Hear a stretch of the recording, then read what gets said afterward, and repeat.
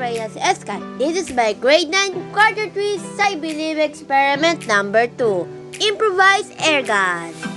Here are the materials: plastic bottle, scissors or cutter, balloon, scotch tape, candle, and lighter or matchstick. Ulit.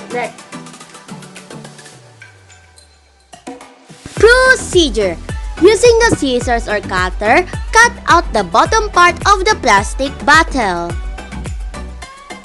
Knot the balloon and cut the top part to create a hole. Put the open part of the balloon onto the bottom part of the plastic bottle. Seal it with the scotch tape. Set aside.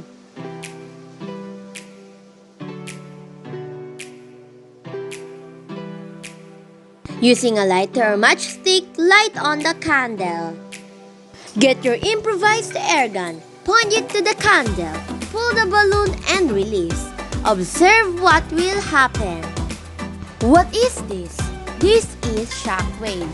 Shockwave is a powerful compression wave produced by the movement of the body through a fluid or gas at a velocity greater than the local speed or sound. Shockwave is a strong pressure wave in any elastic medium such as air, water, or a solid substance. Shockwaves are made by a rapid continuous push or by an object traveling at supersonic speed.